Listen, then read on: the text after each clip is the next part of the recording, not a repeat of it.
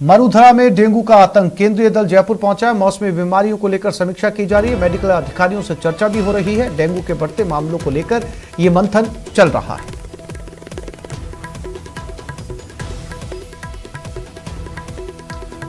तो मरुधरा में डेंगू का आतंक इस समय छाया हुआ है और इसी को लेकर एक केंद्रीय दल राजधानी जयपुर पहुंचा है। मेडिकल एक्सपर्ट्स के साथ उनकी बातचीत, उनका मंथन चल रहा है किस तरीके से डेंगू पर काबू पाया जाए केंद्र की मदद से, क्योंकि अब डेंगू लगभग हर जिले के अंदर अपने पैर पसार रहा है और उसका वेरिएंट भी पहले से ज्यादा खतरनाक होता हुआ नजर आ रहा है। इसी को काबू में करने के लिए एक केंद्रीय दल यहां पर पहुंचा है। मेडिकल एक्सपर्ट्स के साथ उनकी बातचीत इस समय चल रही है।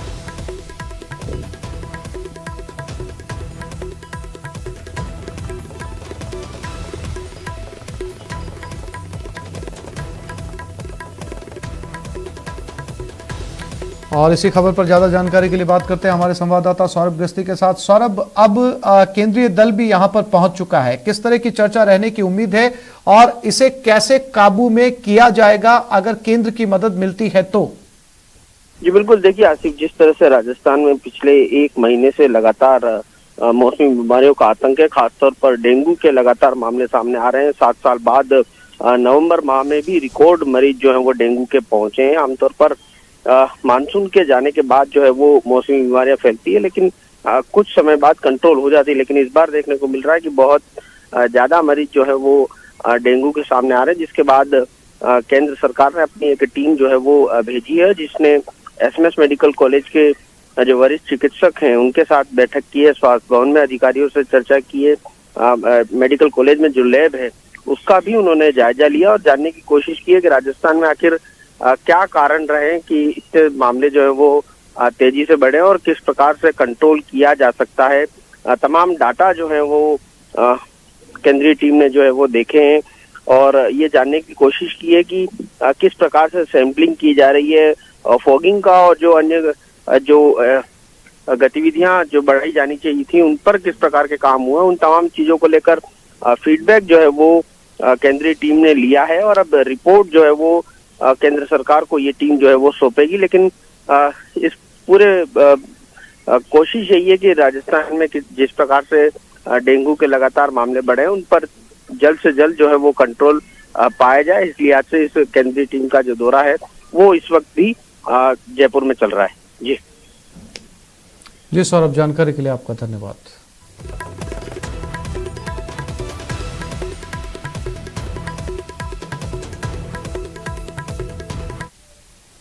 कोटा में डेंगू अब जानलेवा साबित होने लगा है। डेंगू से एक प्रसूता की मौत के बाद नवजात को भी अस्पताल में भर्ती करवाया गया। कोटा में डेंगू ने न केवल पिछले कई सालों के रिकॉर्ड को तोड़ दिया बल्कि जयपुर के बाद सबसे ज्यादा डेंगू प्रभावित जिलों में शामिल हो गया है। डेंगू के कहर का अंदाजा इस बात से लगाया जा सकता है कि पिछले 2 महीने में डेंगू से 1000 मरीज सामने आ चुके हैं। इस तरह डेंगू का आंकड़ा 1400 के पार जा चुका है। डेंगू के कारण कई अस्पतालों में मरीजों की भरमार है। वहीं कच्ची बस्तियों में डेंगू के बढ़ते खतरे को देखकर कई सामाजिक संस्थाएं मच्छरदानियां बांट रही हैं।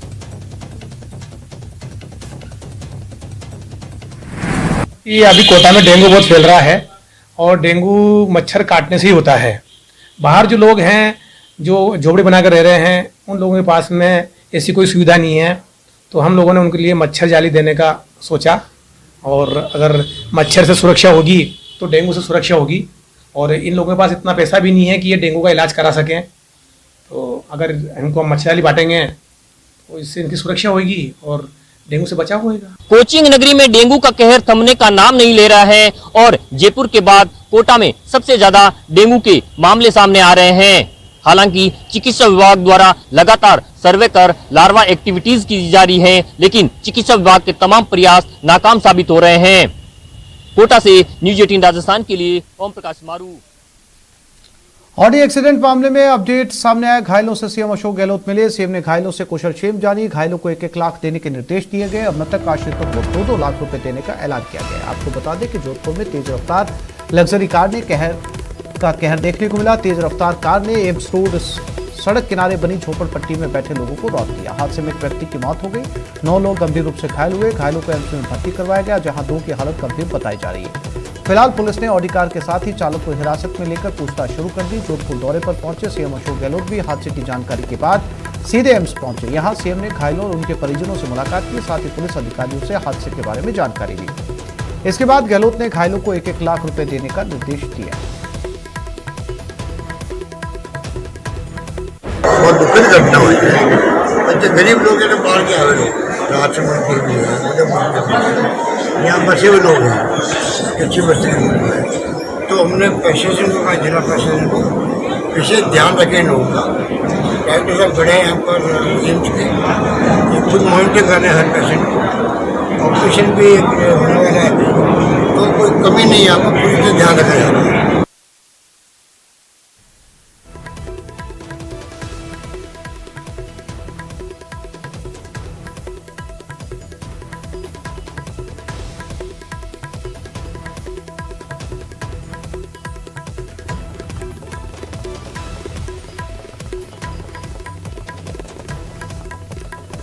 तो सीएम अशोक गहलोत ने मृतकों को 2 लाख रुपए का मुआवजा, उनके आश्रितों को 2 लाख का मुआवजा, हालांकि इसमें मृतक की संख्या 1 है और जो घायल हुए हैं उन्हें 2-2 लाख रुपए का मुआवजा देने की हॉस्पिटल से ही घोषणा की थी, निर्देश दे दिए गए थे। तो आज दिन भर से जोधपुर के दौरे पर सीएम अशोक गहलोत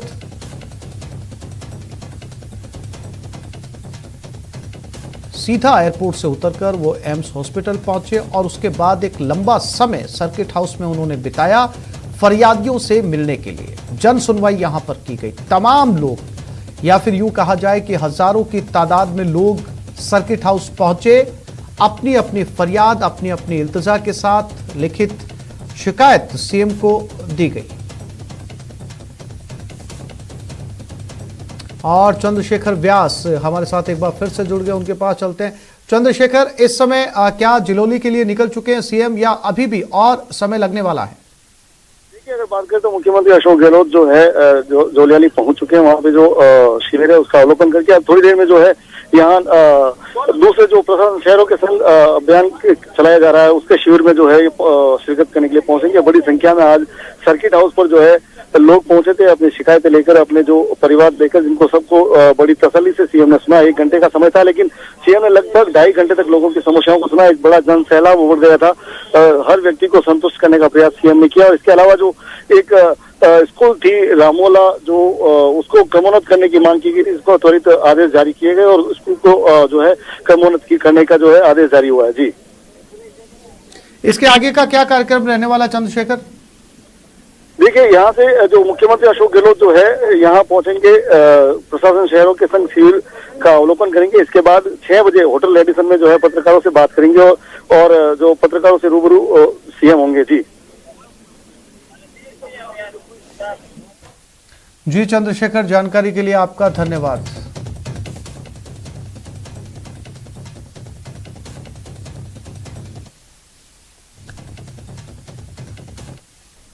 और उदयपुर में तेल से भरा टैंकर पलट गया। सड़क पर तेल की नदी बहने लगी। तेल लूटने की होड़ मच गई। हादसे के बाद हाईवे पर लंबा जाम लगा।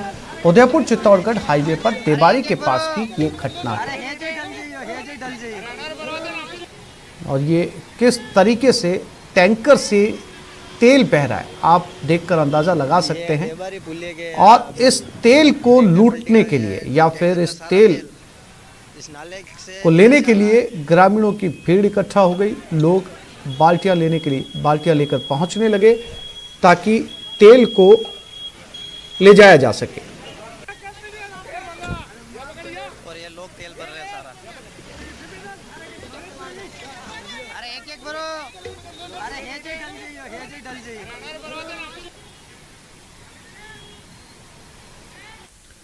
और ये खबर जैसलमेर से। एसबीआई के पूर्व चेयरमैन की जमानत हो गई। एडीजे कोर्ट से प्रदीप चौधरी को जमानत मिल गई। जमानत मुचलके पर मिली सीजेएम कोर्ट में पेश होंगे। एडीजे दलपत सिंह राजपुरोहित ने स्वीकार कर ली है जमानत की अर्जी। तो जैसलमेर से प्रदीप चौधरी को जमानत मिल गई है। लोन घोटाले मामले को लेकर उन्हें गिरफ्तार किया गया था, फिर कोर्ट में पेश किया गया। दिवाली से पहले की ये पूरी घटना है और लगातार कोशिश कर रहे थे पूर्व चेयरमैन एसबीआई के कि उन्हें जमानत मिल जाए और आज एडीजे कोर्ट से उन्हें जमानत मिल गई।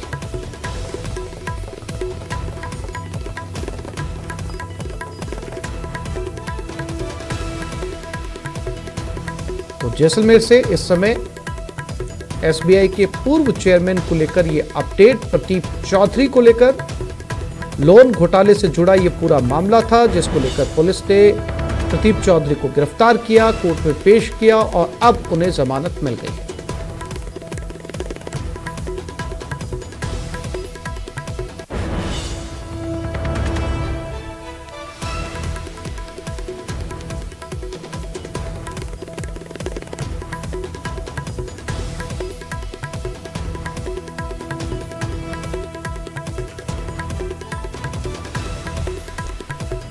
प्रदीप चौधरी को आज जमानत मिल गई।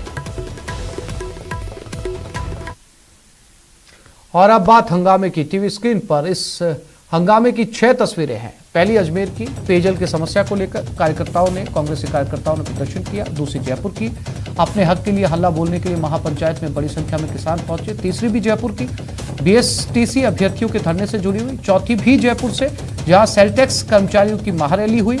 पांचवी जालोर की, जहां अभिभावकों ने स्कूल अव्यवस्थाओं के खिलाफ विरोध प्रदर्शन किया। छठी और आखिरी तस्वीर बीकानेर की, जहां पीबीएम हॉस्पिटल में हंगामा देखने को मिला।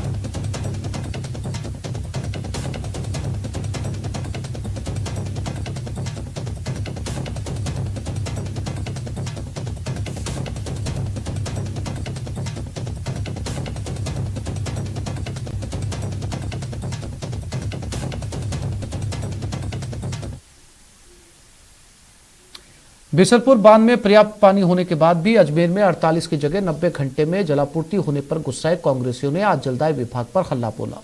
पूर्व विधायक राजकुमार जयपाल की अगुवाई में कांग्रेसी पार्षदों और कार्यकर्ताओं ने अतिरिक्त मुख्य अभियंता को खरी खोटी सुनाई और पर्याप्त पानी होने के बाद नियमित जलापूर्ति नहीं करने पर नाराजगी जताई। साथ ही सरकार की छवि बिगाड़ने का भी आरोप लगाया। तो भी अजमेर के जो अफसर हैं पीएचडी के, उनकी हठधर्मी से और प्रॉपर मैनेजमेंट नहीं होने से, लापरवाही होने से 80 घंटे 90 घंटे में पानी आ रहा है, जिसका हम सब मिलके सारे कांग्रेसी पार्षद और सारे जितने भी कांग्रेसी हैं वो विरोध करते हैं। और हमने इनको अल्टीमेटम दे दिया है कि सब अफसर लोग फील्ड में जाएंगे और पानी की व्यवस्था सुचारू रूप से करेंगे, अन्यथा हफ्ते भर बाद हम राज्य सरकार को बताएंगे और आगे कार्रवाई भी करेंगे। और ये खबर जयपुर से, किसान महापंचायत का हल्ला बोल, शहीद स्मारक पर किसान जुटे। सीएम आवास घेराव करेंगे। रामपाल जाट के नेतृत्व में कूच किया जाएगा। बाजरे की एमएसपी पर खरीद की मांग को लेकर यह धरना प्रदर्शन किया जा रहा है।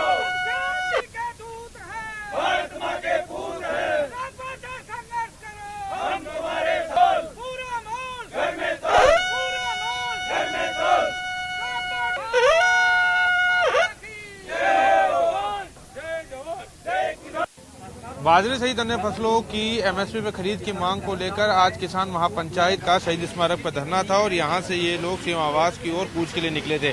हालांकि कमिश्नरेट चौराहे पर पुलिस ने इनको रोक लिया है और अब यहां से एक शिष्टमंडल मुख्यमंत्री आवास के लिए यहां से रवाना होगा और बाकी जो शेष जो किसान यहां पर पहुंचे हैं वो यहां पर धरना देंगे। फिलहाल पुलिस से इनकी बातचीत चल रही है, समझाइश की कोशिश चल रही है। जो अध्यक्ष है रामपाल जाट, वो हमारे साथ उनसे बात कर लेते हैं। तो क्या आपकी मांगे हैं और आपने कूच का ऐलान किया था, फिर यहाँ आपको रोक लिया गया? हाँ, ये डंडे वालों को, कलम वालों ने यही काम सौंपा हुआ है कि तुम इनको हम तक आने मत दो। और हमने भी ये तय किया हुआ है कि हम कलम वालों से ही लड़ेंगे। हमारी लड़ाई कलम वालों से, डंडे वालों से नहीं, क्योंकि डंडे वाले, आंदोलन वाले जब लड़ लेते हैं तो कलम वाले घर बैठे बैठे जीत जाते हैं। हम उनकी जीत होने नहीं देंगे। इसलिए हमने कहा यहाँ सब धरने पे बैठेंगे और जो अभी शिष्टमंडल ने कहा कि आपका शिष्टमंडल मिलाते हैं, हमारा प्रतिनिधिमंडल जाएगा, उनसे बात करेगा और उसके बाद में बातचीत के बाद फिर हम आगे का निर्णय करेंगे। वो किस ढंग का रेस्पॉन्ड करते हैं, नहीं करते हैं, उसके बाद में आगे की रणनीति तय होगी। लेकिन इतना जरूर है, हम चाहेंगे किसानों को उनकी उपजों के दाम मिले, कम से कम न्यूनतम समर्थन मूल्य पे खरीद तो शुरू हो। न मूंग की खरीद, न बाजरे की खरीद। मूंग के तो टोकन कट गए, टोकनों की तारीख निकल गई और आज तक खरीद ही शुरू नहीं। 9 दिन हो गए, 1 तारीख से इनकी घोषणा थी और बाद की तो कहीं घोषणा ही नहीं है। हम चाहेंगे कि जो हमको लागत से भी कम दामों में उपज बेचनी पड़ती है वो कम दामों पे नहीं बेचनी पड़े, क्योंकि सरकार खुद घोषणा करती है कि हम किसानों को लाभकारी मूल्य देंगे। इसके लिए हमारी लड़ाई है। बिल्कुल। तो देखिए ये थे रामपाल जी जिन्होंने साफ किया है कि प्रतिनिधिमंडल जाएगा सीएम आवास की ओर, वहाँ मुलाकात होगी। हालांकि इनकी मुलाकात सीएम से होगी या उनके प्रतिनिधियों से, ये साफ नहीं है, लेकिन फिलहाल उन्होंने साफ कर दिया है कि एक वार्ता के बाद आगे की रणनीति तय की जाएगी। कैमरा पर्सन यासीन अंसारी के साथ सचिन कुमार, न्यूज़ 18 जयपुर। वहीं जयपुर में शहीद स्मारक पर बीएसटीसी अभ्यर्थियों का धरना जारी है। बीएसटीसी अभ्यर्थी रीट लेवल 1 से बीएड अभ्यर्थियों को बाहर करने की मांग कर रहे हैं। आज हाईकोर्ट में सुनवाई पर बीएसटीसी अभ्यर्थियों का क्या कहना है, बात की हमारे संवाददाता सचिन कुमार ने। बीएसटीसी विवाद मामले में अब करीब 13 लाख अभ्यर्थियों को और इंतजार करना पड़ेगा। आज राजस्थान हाईकोर्ट में जो सुनवाई हुई वो पूरी नहीं हो सकी और अब 22 नवंबर को इस पूरे मामले में फाइनल सुनवाई तय कर दी गई है। ऐसे में जो अभ्यर्थी बीएसटीसी के बीएड अभ्यर्थियों को बाहर करने की मांग को लेकर जयपुर में पिछले 30 दिन से धरने पर बैठे हैं, उनके लिए एक बड़ा संकट खड़ा हो गया कि क्या अब वो अगली 22 तारीख तक धरने पर बैठे रहेंगे या अपना धरना समाप्त कर देंगे। सर मैं यही कहना चाहूंगी कि कितनी ही तारीख पे तारीख देते, जहां तक हमें हमारा राइट नहीं मिल जाता, हम लोग यही हैं, सरकार भी यही है, हम भी देखते हैं वो कितना तारीख पे तारीख देती है और हम कितनी तारीख पे हमें सुनवाई पे हमें यहाँ बैठाती है। हाँ, हम अगली तारीख तक यही डटे रहेंगे। सरकार चाहे हमें कितनी भी तारीखें दे, लेकिन हम अपनी विजय लेके ही जाएंगे। हम यहाँ से उठने वाले नहीं है। जब तक हमारी जीत नहीं हो जाती तब तक हम यही डटे रहेंगे। जिस तरीके से सरकार नौजवानों के मुद्दे को लेकर के, प्राइमरी एजुकेशन को बचाने के मुद्दे को लेकर के जिस तरीके से सरकार गंभीर नहीं है, तारीख पर तारीख मिल रही है। संघर्ष समिति का ये कहना, जब तक सरकार L1 को बीएड से बाहर नहीं करवाने में, मजबूत पैरवी करवाने में और दूसरा फिजिकल पैरवी नहीं करवाने के पक्ष में अगर बात नहीं रखती है तो तब तक हमारा धरना प्रदर्शन यूं जारी रहेगा। सरकार सिर्फ ढोंग कर रही है। सरकार सिर्फ आज राजस्थान के अंदर कह रहे, कैंप लगा रहे हैं गांव-गांव में जाकर के कि हम जन सुनवाई करें, परंतु 1 महीना हो गया हम सरकार से ये सवाल खड़ा करते हैं कि राजस्थान के हेडक्वार्टर शहीद स्मारक पर यहाँ 30 दिन से विद्यार्थी बैठा है, अब तक कोई बात करने का कोई नहीं है। सिर्फ तुम वोट बैंक की राजनीति करते हो, तुम छलवे हो, तुम धोखेबाज हो। आगे अभी 22 की दिनांक मिली है, तब तक हमारे सारे साथी यहीं पर बैठे रहेंगे, कहीं नहीं जाएंगे। अगर आगे भी डेट मिलती है तो हम ऐसा निर्णय लेंगे कि राजस्थान सरकार भी चौंक जाएगी कि इन बीएसटीसी धारियों के साथ न्याय करना ही पड़ेगा। और हम सरकार को कह देना चाहते हैं कि 3rd ग्रेड शिक्षक भर्ती पर कोर्ट की तरफ से कहीं पर भी रोक नहीं है। लेवल 1 का परिणाम रीट का जारी हो चुका है। आप तुरंत फॉर्म भरवाइए 3rd ग्रेड शिक्षक भर्ती के और बीएसटीसी धारियों को उसमें नियुक्ति दीजिए। लेवल 2 का परिणाम पर रोक है, रीट के पे उनकी प्रक्रिया शुरू नहीं की जा सकती। कैमरा पर्सन यासीन अंसारी के साथ सचिन कुमार, न्यूज़ 18 जयपुर। ठंड के साथ ही केवलादेव राष्ट्रीय उद्यान में प्रवासी पक्षियों की आवक बढ़ गई है। इस बार पर्यटन सीजन काफी अच्छा रहने की उम्मीद जताई जा रही है। मौसम में ठंड का असर बढ़ने के साथ ही भरतपुर के विश्व प्रसिद्ध केवलादेव राष्ट्रीय उद्यान में प्रवासी पक्षियों के आने का सिलसिला भी तेज हो गया है। इन विदेशी पक्षियों को देखकर उम्मीद जताई जा रही है कि इस बार पर्यटन सीजन काफी अच्छा रहेगा। पर्यावरणविदों का कहना है कि घना में माइग्रेटरी सीजन शुरू हो चुका है और काफी बड़ी संख्या में माइग्रेटरी बर्ड्स केवलादेव घना पहुंच चुकी हैं। खास बात यह कि इस बार यहां अब तक shovelers, pintail, green wing teals, greater spotted eagle, imperial eagle समेत दर्जनों प्रजातियों के प्रवासी पक्षी आए हैं। पिछले सालों की बात करें तो इस उद्यान में पेंटेड स्टॉर्क के करीब 500 जोड़े प्रवास करते थे, लेकिन इस बार घना में इनके 1500 जोड़ों की कॉलोनी बनी है और ये अच्छे पर्यटन सीजन के संकेत हैं।